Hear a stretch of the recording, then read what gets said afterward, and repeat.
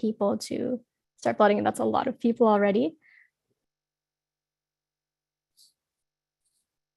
All right, I think we can go ahead and get started since there's almost 100 people already watching. Welcome everyone to this week's congressional briefing on the worsening hate speech and violence in India. My name is Safa and I'm moderating today's briefing. So over the past several years, hate speech in India has skyrocketed by a staggering 1,130%, not 130%, 1,130%, beginning from when Prime Minister Narendra Modi and the Hindu nationalist Bharatiya Janata Party came to power in 2014. According to a hate speech tracker run by NDTV, an Indian news channel, in the 5 years before Modi's regime, which began 2009 to 2014, there were only 19 instances of high-ranking government officials giving hate speeches. But since 2014 to date, there have been 348 instances of high-ranking members of government making public hateful remarks against vulnerable groups, an average of nearly 4 instances a month. NDTV found that the BJP was at the forefront of spreading this vitriol, accounting for 80% of all high-ranking hate speech incidents in India, and this is most definitely an undercount. NDTV's research confirms alarming reports released by Amnesty International, Human Rights Watch, the State Department, the US Commission on International Religious Freedom, and the Early Warning Project, which is co-headed by the US Holocaust Memorial Museum, which all say that Modi and the BJP have played a key role in radicalizing a growing number of Hindu Indians through hate speech. We're now seeing the effects of that hate speech in real time, in many cases leading to real-life consequences. Karnataka State's anti-Muslim ban on hijabs in schools has emboldened Hindu extremist men and women to march in protest of the hijab and even engage in violence. The prestigious Jawaharlal Nehru University in Delhi recently appointed a vocal genocide supporter as its vice chancellor. Kashmiri Muslim journalist Fahad Shah was detained for doing his job as a reporter, charged with glorifying terrorist activities. A Hindu supremacist leader who encouraged the genocide of 2 million Muslims and called upon Hindus to start buying weapons was recently released from judicial custody on bail despite the hate speech charges against him. Muslim journalist Rana Ayyub has reported receiving over 26,000 rape and death threats through social media, and these are just the instances that have gotten the most publicity. This is just the tip of the iceberg. You'll be hearing about instances like these and others from our esteemed panelists today. But first, we'll be playing a brief news video that will summarize the hate-driven events of the past week.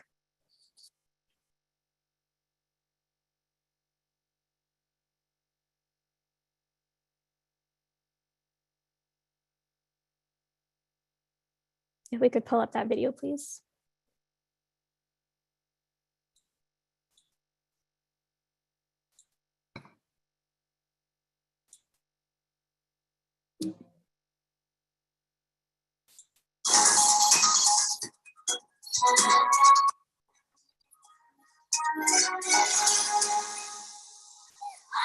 Muslim students in Karnataka State protested after their college barred them from attending classes in the hijab under pressure from Hindu extremists. In Kerala, a Muslim police cadet barred from wearing the hijab, asked why Sikhs were allowed to wear turbans, but Muslims barred from wearing hijab. Prime Minister Narendra Modi banned a Muslim-owned TV news station citing undisclosed security concerns. Opposition politicians and the news network itself said it was banned because it was critical of Modi's Hindu right-wing federal government. The Hindu extremist government of Assam state evicted 70 families, most of them Muslim, from their homes where they had lived for 30 years. Police tear-gassed the protesters and shot them with rubber bullets. The Hindu extremist mob attacked 2 Christian nuns in Tamil Nadu state, accusing them of forced conversions, leading to the arrest of 1 man. In Karnataka, Hindu extremists demanded that a Muslim prayer hall at a train station be shut down. A Hindu extremist leader in Chhattisgarh state called upon Hindu men to rape masses of Muslim women. In Uttar Pradesh, another Hindu extremist leader implied that India must persecute its Muslims like China persecutes its Uyghur Muslims. Tamil Nadu Chief Minister wrote to 37 opposition parties that Modi's Bharatiya Janata Party was fueling bigotry and religious hegemony. Telangana's Chief Minister said that the BJP was spreading hatred. Opposition Member of Parliament Shashi Tharoor tweeted Modi was more dangerous than COVID-19. Asif Sheikh, a Muslim man, was arrested on charges of forced conversion after Hindu extremists attacked him as he traveled on a train with a Hindu woman. He was denied bail, though the woman said they were just friends. India-based Washington Post columnist Rana Ayub, who is critical of Prime Minister Modi, received 26,000 online death and rape threats from Hindu extremists on social media. After years, the police have finally registered a case.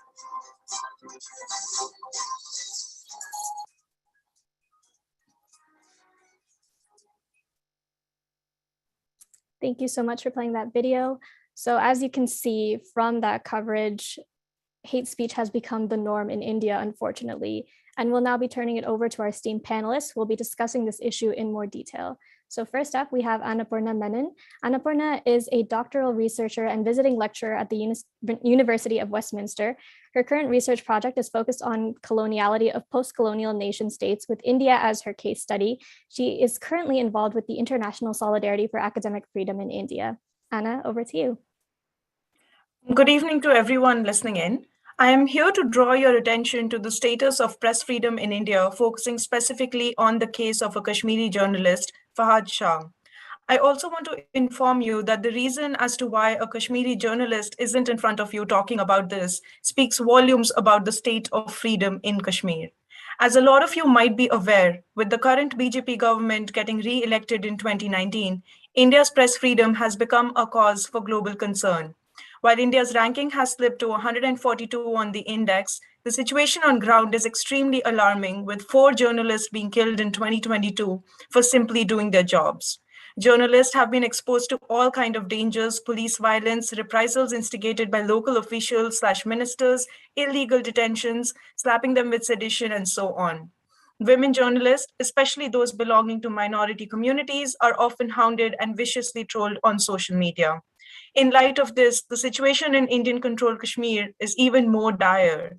Journalists are often harassed for doing their duties, which include police questioning, investigations, not allowing them to print certain news reportage, denying print newspaper government, advertisements, and funding according to the new media policy. It also involves more sinister forms of intimidation, such as putting journalists on no-fly list, in which case they cannot travel without notifying the local authorities, and they are not allowed to leave the country. In certain cases, we have also noted harassment of families of journalists who may be abroad, such as in the case of award-winning photojournalist Masrat Zahra. Fahad Shah was first called for police questioning many years ago, and since then has been routinely asked to come in for investigations or simply questioning. He is the editor and founder of Kashmir Wala, an independent news platform in the region. Just earlier this month, a contributor to the same portal, Sajad Gul, was picked up from his house and arrested. He continues to be in prison. Fahad had also been called for questioning, and 2 days after that, he was called to the Pulwama police station to give a statement. He was detained then, and the police did not give a clear statement on what grounds until later. Once the police statement finally came out, Fahad had been charged with sedition, the draconian UAPA Act, and intent to incite. It is unclear if these charges are against a specific coverage, as the police chief has said that it is based on the last 4 to 5 years of Fahad's work. This is extremely concerning, and the police is still yet to file an official report with the court, which may cause further delays in his case. Fahad's next hearing is on the 15th of February, before which we are trying to raise as much awareness as possible so that his case is not taken lightly or subject to unreasonable delays, which will effectively imprison him without any charges. Delayed justice is injustice and holds a lot of ground in the Indian legal system. Fahad is an internationally renowned journalist with his works published on platforms such as Time, The Guardian, Christian Science Monitor, and has organized international conferences and created platforms on building peace and dialogue in Kashmir. He is also the author of an edited volume of essays on the region and was in the process of writing another book. He has always believed in the importance of working on ground and has sought to amplify the voices of people of Kashmir without censure and pressure from Indian authorities. His detention should be seen as an attempt to further curtail the last remaining bits of press freedom in Kashmir and to silence the Kashmir Wala. International organizations such as Reporters Without Borders, the Committee to Protect Journalists, his alma mater, SOAS University, have already called for Fahad's release. I request you all to kindly amplify and demand from the Indian authorities to immediately release Fahad and all other Kashmiri journalists. Thank you. Thank you so much, Anna. Our next panelist is John Sifton, who is here with us right now live. John is the Asia Advocacy Director at Human Rights Watch. He has previously served as a researcher and as acting deputy Washington director. In 2000 and 2001, he worked for the International Rescue Committee, primarily in Afghanistan and Pakistan. And in 1999, he worked at a refugee advocacy organization in Albania and Kosovo. He currently focuses on South and Southeast Asia, East Asia, and the Middle East as Asia Advocacy Director for Human Rights Watch. John, thank you for joining us. Thank you. Thank you for inviting me to the event. In January 1950, 72 years ago, last month, India's constitution came into effect, laying the foundation for a democratic, secular republic intended to uphold justice and liberty and equality for all Indians. But today, India's most basic human rights, guaranteed in the constitution and in international law, are at serious risk. In particular, liberty of thought, expression, belief, and religion. India's national government, led by the Hindu Nationalist Party, BJP, has failed to protect these fundamental freedoms.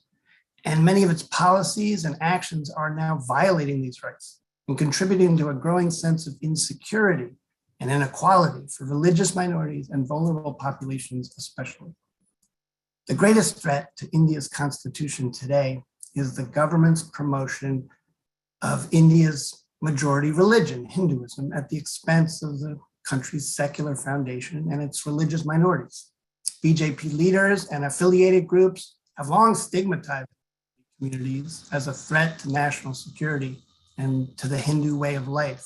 And they've been making divisive, hate-filled remarks against Muslims around state and national elections, intended to gain Hindu votes by appealing to anti-Hindu animosities the BJP itself created. The nature of this political discourse has served to normalize violence against India's minorities, especially Muslims and Christians. Bigotry embedded in the government has infiltrated independent institutions, including the police, and empowered nationalist groups to threaten, harass, and even violently attack religious minorities with complete impunity. The BJP government has adopted laws and policies that systematically discriminate against religious minorities and other groups, and which stigmatize critics of the government. In December 2019, the government passed the Citizenship Act, the Citizenship Amendment Act, which discriminates against Muslims, and which, for the first time in India's history, explicitly makes religion the basis for naturalized citizenship. Coupled with the government's push for a national citizenship verification process through the National Population Register and the proposed National Register of Citizens, which is supposedly aimed at identifying illegal migrants, India's heightened fears that millions of Indian Muslims could be stripped of their citizenship laws and franchised. And for more information on our reporting on these legal plans and other problematic legal initiatives, I invite people to visit our India page, hrw.org/India. You can read analysis of citizenship law, laws banning religious conversions, and laws meant to legislate the slaughter of cows, which are considered holy by many Hindus, but laws which authorities and vigilantes now use to target and arrest Muslim cattle traders, and laws which have emboldened extremist Hindu vigilante groups to assault, beat, and even kill religious minority members, especially Muslims and Christians.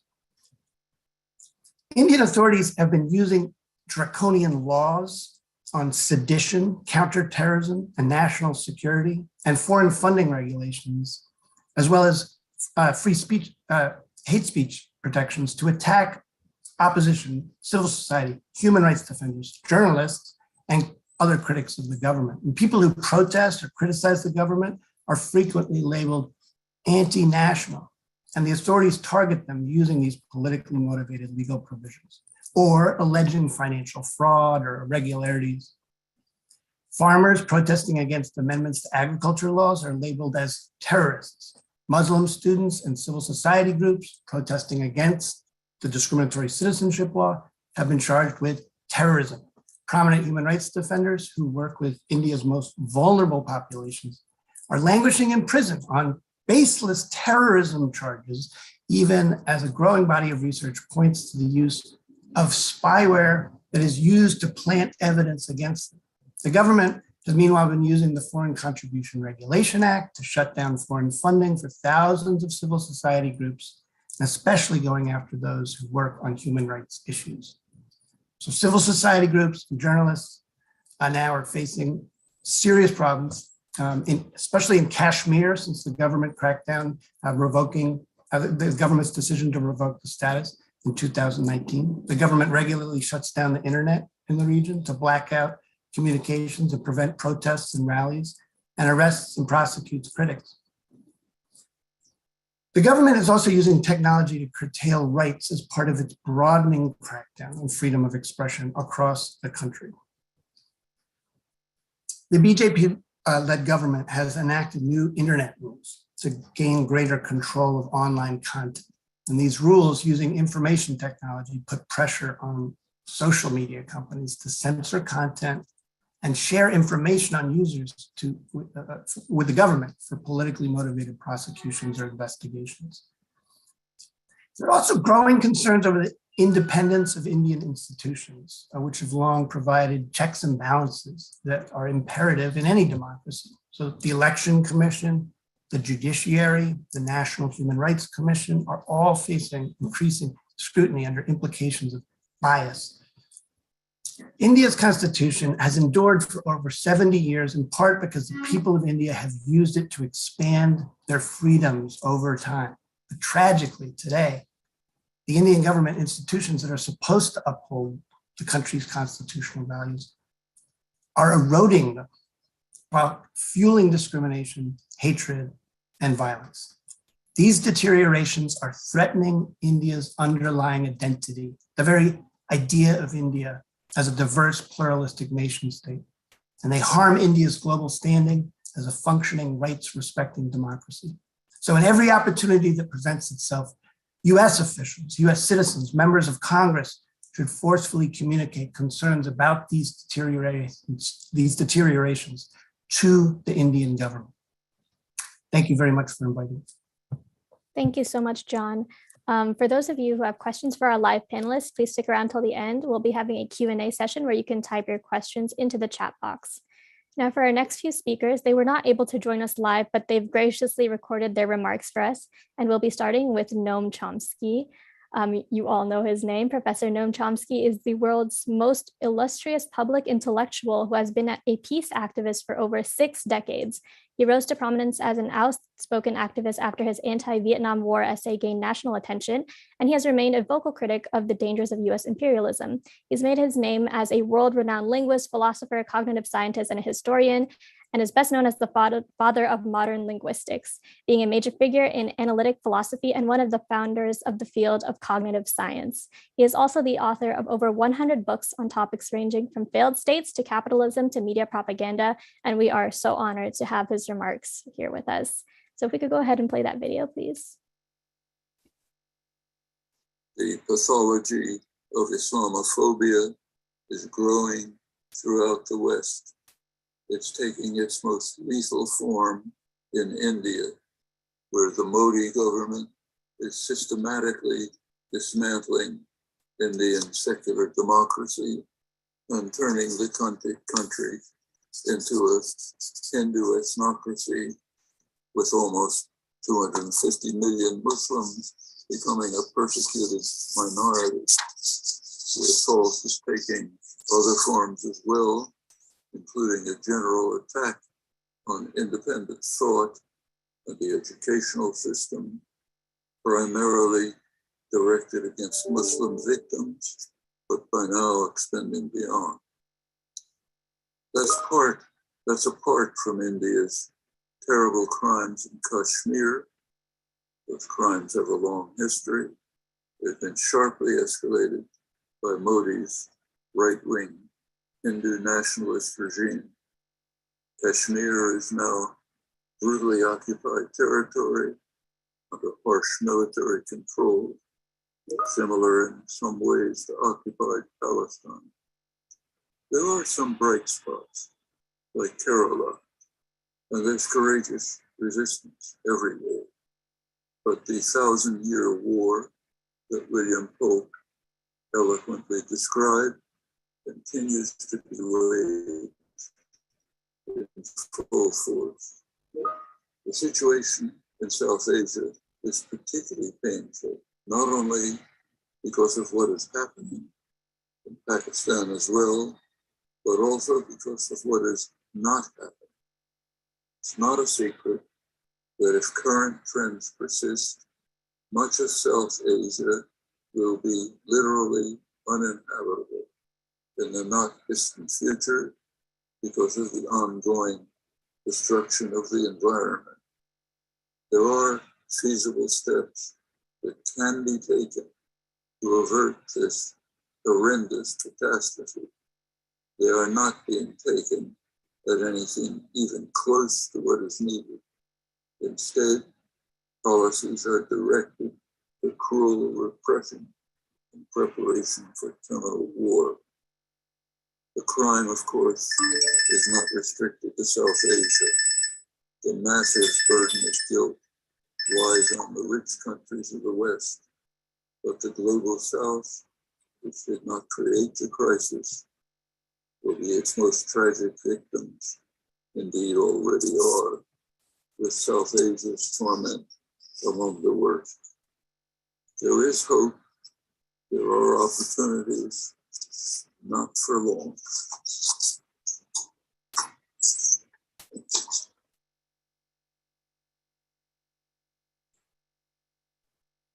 Powerful words from Mr. Chomsky, and we want to extend our sincere gratitude to him for taking the time to record that statement.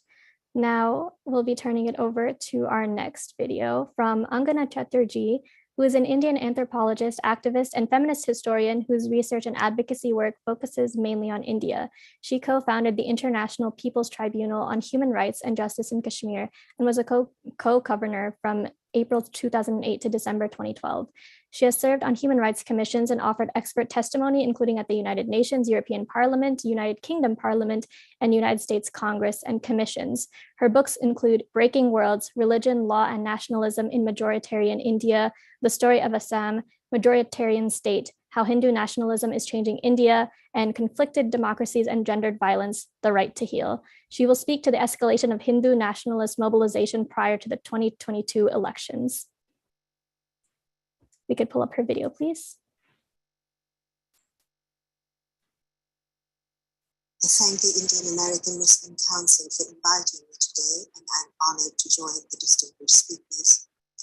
At the onset of critical state-level elections in India beginning February 10 of this year, including in Uttar Pradesh, Hindu nationalist leaders are energizing their constituents with calls for massified violence against Muslims and promises to deliver on hate. On December 22nd last year, a viral video displayed a religious parliament where attendees took a collective oath to turn India into a Hindu state to the point of exterminating Muslims.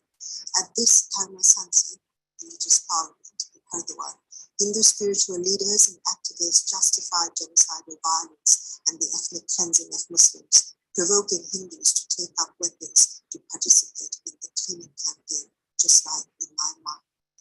Around the same time, Hindu Yotha Bahini, a vigilante youth organization, held an event in Delhi where participants endorsed violence, fight, die, and if required, kill, vowing to galvanize India as a Hindu nation. This organization, founded by Yogi Adityanath, a Hindu nationalist demagogue and Bharatiya Janata Party Chief Minister of Uttar Pradesh, describes itself as a fierce cultural and social organization dedicated to Hindutva and nationalism. Prime Minister Narendra Modi did not denounce the mobilization of hate in Haridwar, neither did senior influential leaders of his cabinet, such as Home Minister Amit Shah. Instead, speaking at a Gurdwara on December 25th last year, Modi vilified India's Islamic history. His message served as a dog whistle to Hindu nationalists to weaponize against the purported threat to India's Hinduness posed by Muslims. Later, on January 30, 2022, in India's largest state and economically troubled political nerve center, Uttar Pradesh, a Sansad called for a Hindu Rashtra. Adityanath has not required law enforcement to contain the hate-mongering and incitement to assault Muslims that have repeatedly manifest. Adityanath has increasingly presented himself as Modi's political legatee. He has supported and directed various offensives to override the rights of Muslims and other vulnerable communities with impunity. In a video that surfaced in 2014, before Adityanath became chief minister in 2017, he reportedly had said that if Muslims take one Hindu girl, we will take 100 Muslim girls. If they kill one Hindu, we'll kill 100 Muslims. His ascendance to power and disdain for democracy have inflamed the militant cluster of Hindu nationalists. A swarm of Sangh Parivar family of Hindu right activists have made deep inroads into the Uttar Pradesh state machinery across bureaucratic, governmental, developmental, and fiscal institutions. Hindu nationalists have been emboldened in Uttar Pradesh, including the Akhil Bharatiya Vidyarthi Parishad, a student group, the Bajrang Dal, which also maintains a network of informants on interfaith couples, the Hindu army formed in 2018, which sought the removal of Muslim structures such as the Shahi Idgah. Its leader reportedly released a video stating that if the Delhi police left for 5 minutes, he would rid the city of Islam. The Rashtriya Swayamsevak Sangh, which had 685 chapters in Uttar Pradesh in 2018, the Vishwa Hindu Parishad, which had reportedly and repeatedly carried out street violence against minorities together with the RSS and Bajrang Dal. Using the provisions of the Uttar Pradesh Prevention of Cow Slaughter Act of 1955, one of the first orders implemented by the Adityanath government was to raid slaughterhouses and butcher shops, citing regulations disproportionately targeting Muslim and Dalit livelihoods. In the first year of Adityanath's rule, UP police failed to apprehend Hindu mobs that accused Muslim men of consuming beef and illegal cattle trading, lynching them. Between 2018 and August 2021, the Adityanath government sought to free Hindus who were perpetrators in the Muzaffarnagar pogrom of 2013 against Muslims that had led to 52 deaths and more than 50,000 displaced, and gave approval to formally withdraw up to 79 cases, about 14% of a total of 566 that had been filed, including those involving arson, assault, and vandalism. At least 146 extrajudicial killings have reportedly been committed by police officers in Uttar Pradesh since the BJP government took power, including victims who were largely Muslims from impoverished communities. Over 3,302 have been reportedly injured after the rape and murder of a young Dalit woman by 4 caste-privileged men in September 2020. Uttar Pradesh Police and District Administration hastily cremated the victim's body.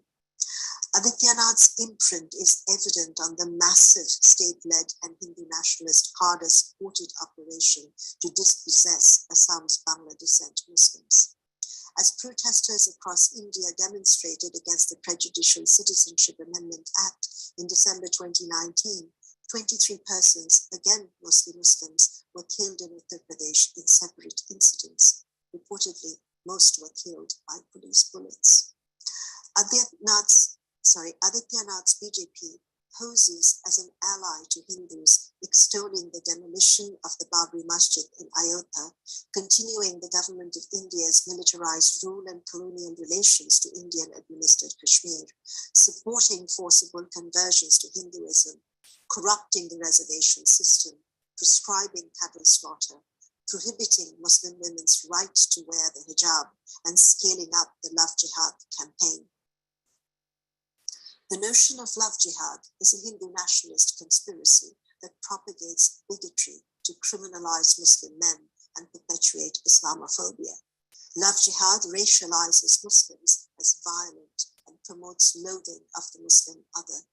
It castigates Muslim males as hypersexual predators that aim to marry and convert Hindu women to Islam and change India's Hindu-majority demographic.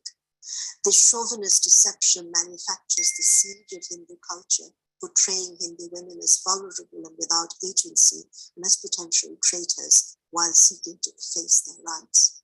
It justifies Hindu males as protectors, oppressors, and saviors of Hindu women who are abducted into Islam by Muslim men in the guise of love. On October 24th, 2020, the Adityanath-led government introduced and approved the Uttar Pradesh Prohibition of Unlawful Conversion of Religion Ordinance. Colloquially referred to as the Love Jihad Law, the Anti-Miscegenation and Anti-Conversion Ordinance became an act in early 2021. The Love Jihad Law is a de facto security legislation that obstructs the right of individuals, especially Muslim men and Hindu women, to enter into consensual interfaith relationships or to convert to Christianity or Islam. The law targets minority religions, particularly Islam. Its effects are gendered and also impact Adivasis, Dalits, LGBTIQA community, and other caste-oppressed groups. Offences under the present-day Love Jihad law are non-bailable. Under threat, numerous couples have retreated underground. Women have experienced violence in Uttar Pradesh, including in police custody, and on one occasion, an attack led to a miscarriage. Several hundred Muslim men have been physically attacked. For Muslim communities across India, Love Jihad has precipitated extreme fear in everyday life and a reckoning with the inviolable yearnings for home and belonging. Adityanath and the BJP's diversive electioneering strategy pit minority groups and their concerns in adversarial relation to each other and in opposition to the majority community. The failure to deliver large-scale development to benefit the whole population or to responsibly manage the COVID-19 crisis haunts Uttar Pradesh. Yet, in 2020, the Adityanath government reportedly used only 10% of federal government funds that it had received for minority welfare programs.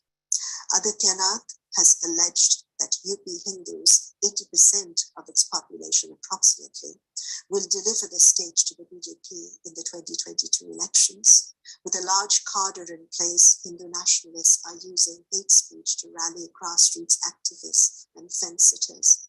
Hostile messaging targeting Muslims proliferates across gossip networks, political institutions, and social media. Minority communities and their allies are urgently and deeply concerned that should a BJP victory fail to materialize in the state elections, aggravated antipathy to Muslims will inspire Hindu nationalists to take up arms in acts of stochastic terrorism in order to advance absolute nationalism. Will the international community acquiesce to this illiberal new order? Thank you. We'd like to extend a very large thank you to Angana for recording those messages. To all of those who are experiencing audio interference, we're so sorry about that. This recording will be posted later on YouTube and our social media platforms, and you can check them out later if you would like to go back and rewatch. So for our next video, we have Harsh Mandar. You've probably heard of his name. He recently made news headlines, which I will get to in a second, but he is an accomplished author, researcher, teacher, and activist. He is the director of the Center for Equity Studies, a research organization based in New Delhi. He started the Kawan-e-Mohabbat campaign in 2017 in solidarity with the victims of religiously motivated mob lynchings and was recently nominated for the Nobel Peace Prize for his ongoing work on that campaign. He is also a former top Indian civil servant who resigned his employment with the government to serve the cause of social justice. So we could play Harsh Mandar's video, please.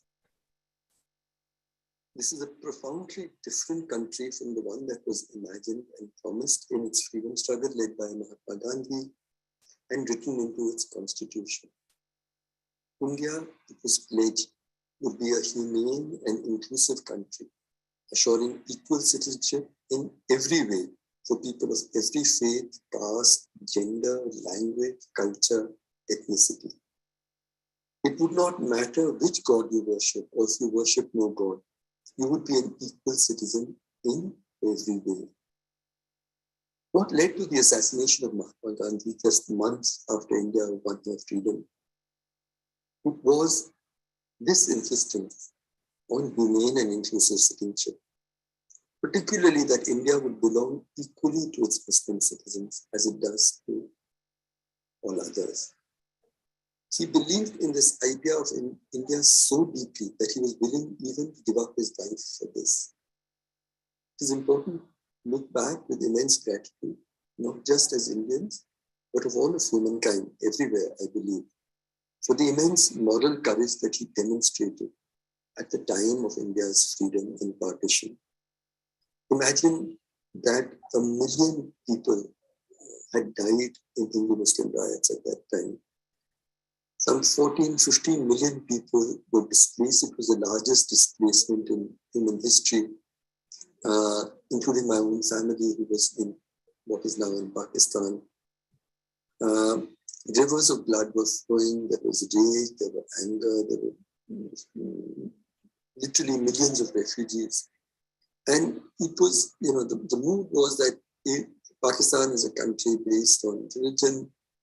There's a Muslim Pakistan, so India would be a Hindu nation. But Gandhi and founders of our constitution, Dr. Ambedkar, our first Prime Minister, Jawaharlal Nehru, were insistent that no, India would belong equally to all its citizens, including its Muslim citizens. But the Hindu supremacist project is very different. It requires a radical, violent rupture between India's Hindus and those of the hated others that it constructs, India's Muslims and India's Christians. India's immense tragedy today is that people steeped deeply in the Hindu supremacist ideology that spurred Gandhi's killing are in fact ruling India today. They seek an India that belongs most to its caste Hindus. In this alternative imagination for India, Muslims and Christians, but also Dalits, may be allowed by them to live in India, but only as second-class citizenships, in fear and always subordinate to the Hindu majority without equal rights. But their true preference is that they should be expelled. India's leaders today are more determined than ever to push India down this horrific path of hate, fear, and blood. We might ask, is it correct to believe that India is in real and present danger of a genocide? Many early signs of such possible violent catastrophes are visible everywhere in India today. You only need the eye to see, the heart to care, and the courage to call out your warning. Let me, in the few minutes I have, give only a few examples of these early signs. There's a stunning rise in toxic hate speech by senior leaders of government and political parties.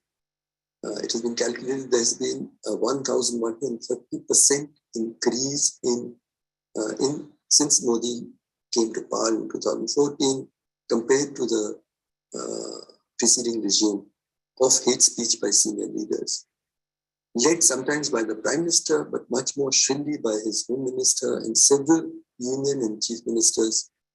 This hate speech pandemic stigmatizes, taunts, insults, and sometimes openly incites violence against India's Muslims. They falsely construct and depict Muslims as bigoted, violent oppressors of Hindus in human history, as breakers of Hindu temples, and in contemporary times, variously as infiltrators, unpatriotic, loyal to Pakistan, terrorists, sexual predators, love jihadis, cow killers, child breeders, and infiltrators. Christians are portrayed as deviously deploying overseas donations to bribe impoverished people into converting to Christianity under the cloak of humanitarian services. Even Mother Teresa is not exempt from this hate construction years after she left us. Online and in public gatherings, a range of other extreme right-wing supporters, not just the top leaders, from people in saffron robes, jobless youth to upmarket tech doyens, are even more candid in spouting their hate, openly calling for boycotts and expulsions, mass killing, genocide, and mass rape. Sometimes, for the record, a thin official line is claimed from these so-called elements. But this claim wears thin because hate mongers are rarely punished and get bail quickly if they are arrested, but mostly they are instead inducted into high party positions. Even the Prime Minister follows some of the most poisonous hate spreaders on Twitter. Other signs of dread of this pandemic of relenting hate is violence targeting India's Muslims.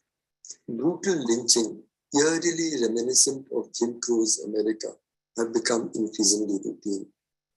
Mobs surround and brutally kill Muslim and sometimes Dalit men on unproved charges of cow slaughter.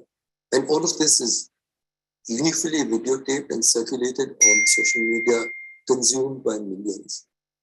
A child is beaten somewhere for drinking water in a temple, a youth somewhere else for daring to sell bangles to Hindu girls, another for selling meat. But increasingly, people are being thrashed and even killed only and only for the crime of being visibly Muslim or for operating Christian places of worship. Most worrying are state actions that openly target Muslims. Kashmir, India's only Muslim majority state, is among the most militarized regions in the world. I'm worried also in particular about the potential impact of the Citizenship Amendment Act of 2019, which for the first time gives undocumented people of Muslim faith lesser rights to access citizenship. Genocide Watch draws ominous parallels of this with Myanmar, where the Rohingya were first declared non-citizens, then brutally attacked and expelled. The prospect of the implementation of the National Register of Indian Citizens in conjunction with this Citizenship Amendment Act is rendered even more nightmarish for its frightening echoes of the Nuremberg laws of Nazi Germany. Many governments are passing so-called love jihad laws that enable the police to criminalize Muslim men who consensually marry Hindu women. In the run-up to the elections to India's largest state, Uttar Pradesh, the BJP manifesto promises jail sentences of 10 years for so-called love jihad. Large numbers are imprisoned in the state even under national security laws for allegedly trading in beef without ever explaining how, even if they were doing this, how does this violate the country's security? The Chief Minister of Assam launches a drive to selectively clear farm encroachments by Muslims and announces that these lands will be allotted to indigenous people. I could continue for hours. It is tempting for supporters of the ruling establishment to dismiss claims of possible genocide as alarmist, mischievous, and motivated so-called foreign interference, and not, as they are, efforts to alert the national conscience. But the Holocaust Memorial Museum report warns of the dangers of such denial. They say, we know from the Holocaust what can happen when early warning signs go unheeded. I'm in Germany for a few months, trying to learn from the German people how they courageously confronted their horrific Nazi past. East German pastor Sean Meller, speaking to Susan Leimer of what other countries can learn from Germany, said something very important. You can learn, he said, that no country, no culture, no religion is immune to falling into the abyss into which we fell. And once it begins, there will always be people who shut down their conscience and side with the strong man. Can we recognize that our leaders have taken India to the very edge of this abyss? My desperate hope is only that enough of us in India and around the world don't shut down our conscience.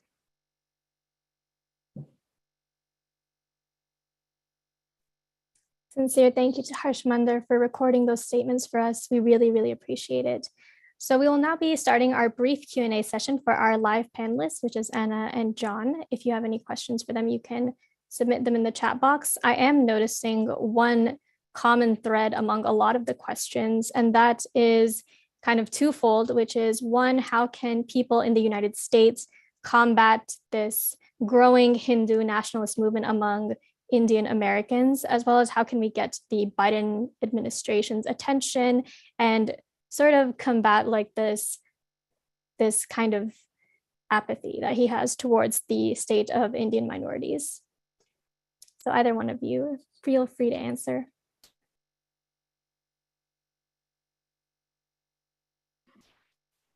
Okay, since I'm not based in the US, I'm going to keep it short. But I think things that have effectively made some kind of difference are often getting your senators or your members of parliament or their equivalent in the US to kind of listen and bring it up as an issue, because that often gets picked up by Indian media and hence has a direct impact on movements in India.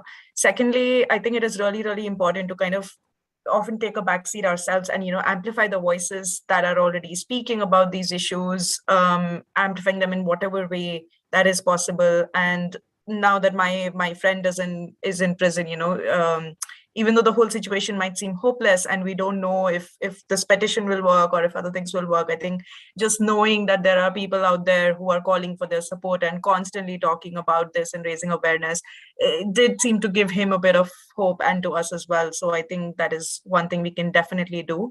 And I just want to say for academics, because we see a lot of noise against this concept of Hindu phobia, especially in the UK and US, and I feel this needs to be really called out for what it is and what it isn't. So, for example, criticizing caste practices of Hinduism, which Equality Labs is doing an excellent job of in the US, is not Hindu phobic. And you cannot end conversations by saying that it is Hindu phobic. So I feel as academics and whatever places we occupy, it becomes our responsibility to kind of take up these issues and fight back against them. I also want to say it has to be done collectively, because individuals speaking out will get shut down on social media and even in public places. So it is important that we take a collective approach towards this and continue fighting, I would say.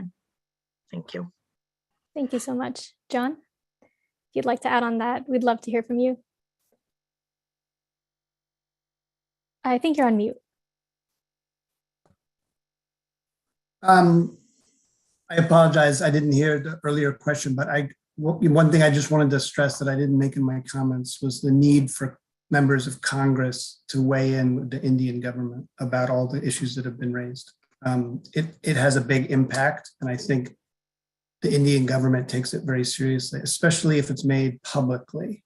Communicating things to the embassy, the Ministry of Foreign Affairs, doesn't mean it gets to, doesn't mean that it gets to the Prime Minister's office. I think and that's who needs to hear it.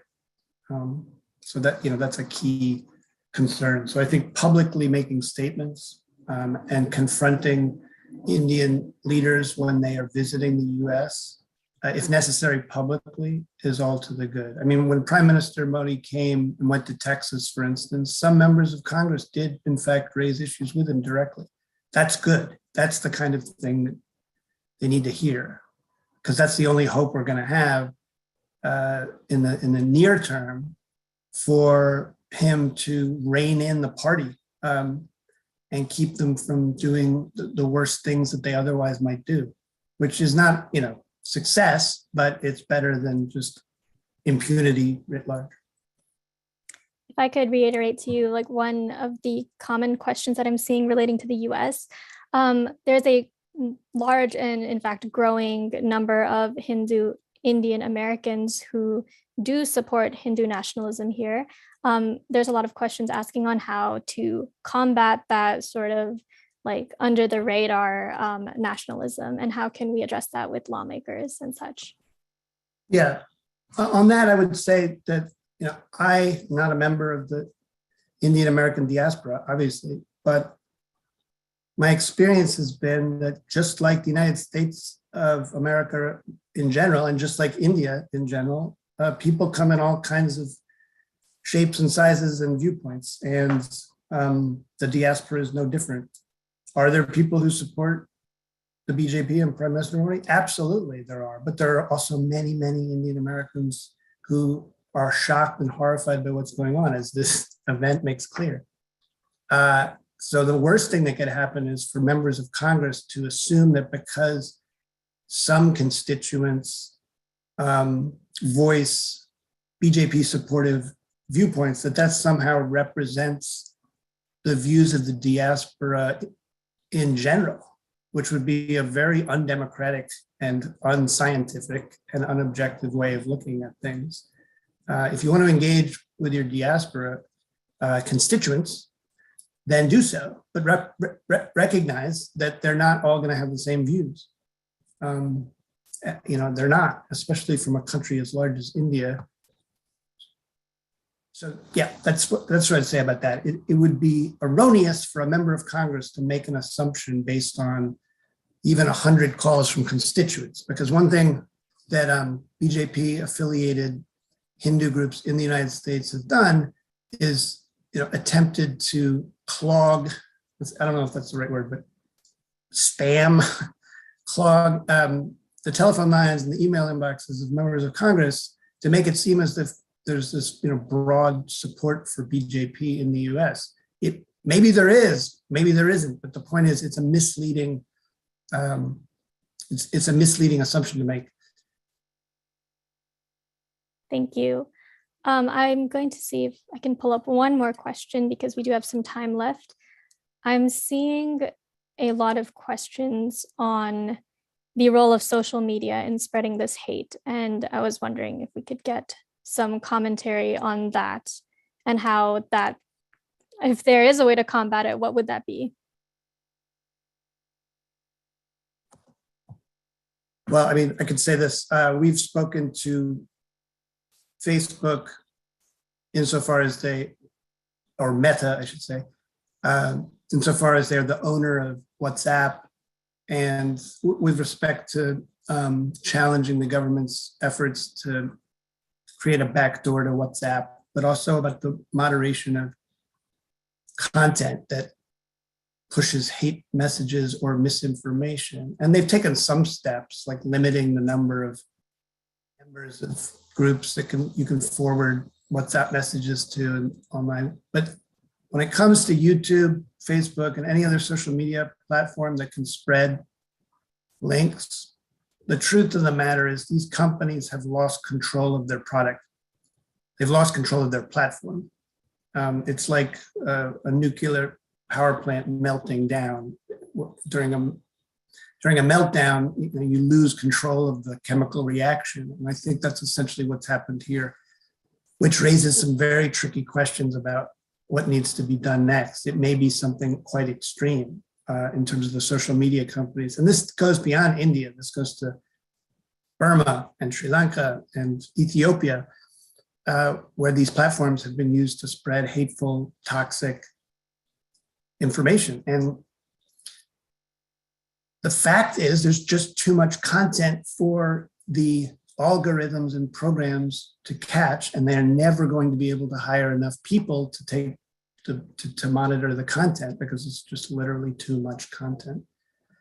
It raises difficult questions for them, but people should continue to ask those questions. If I was in Congress, I would be pressing the social media companies, basically saying you have an enormous problem here that poses immense risks. And frankly, it's a miracle. It's that India hasn't had a mass casualty event, which unfortunately India's history has had far too many of over the decades. So I think, we need to take this threat extremely seriously. Social media doesn't make massacres possible. There were massacres in India before the internet even existed that were fueled by spreading misinformation. Information can spread easily, physically through word of mouth. But the risk of the social media companies to make that spread go faster and farther is real. And these internet companies need to take it really seriously. Thank you. One question for Anna, which I'm seeing a couple of people are asking, is as someone who is a member of the Indian diaspora and as someone who is an activist and is vocally critical of Hindu nationalism and the policies of Modi and the BJP, what are some steps people can take to advocate smartly and protect themselves at the same time? Because that is a big concern for people who do hold visas and who are afraid of facing some sort of backlash. So I would just like to clarify, I've only been in the UK for 4 years. So I am very much an Indian citizen, and that comes with its own risks and directions towards my research and other activities. So I would say advocating smartly would be, well, if you're organizing protest and stuff, just never have your face out there. I think that's one of the most basic ones. But I think just on social media as well, you have to be really, really careful, right? So right now I am actually applying for renewal of my passport, and there is an extra annexure there which requires me to sign that I will not be participating in any anti-national activities or discussions which might be a threat to the territory and integrity of the country, right? And this is for a passport renewal form. So effectively, I am agreeing to these conditions. So I think be very mindful of these kind of restrictions and where you are seeing your future career to be, or rather to go, and accordingly take precautions, work with organizations. That always helps. And I would say for people who have the privilege of not facing these restrictions, for them to kind of take the front lines in these situations and cases, right? So, and just organize better. And I think one thing that I really have been facing for a lot of time in the last couple of years has been, there is often a lot of diaspora politics and divisions and enmities amongst groups within these diaspora places, and there's often a competition as to who will be the spokesperson for a particular issue or not, or those kind of things. And I feel during those times we should really just center the people who are on the ground, who are fighting, who have been imprisoned, listen to what they're saying and kind of follow their lead.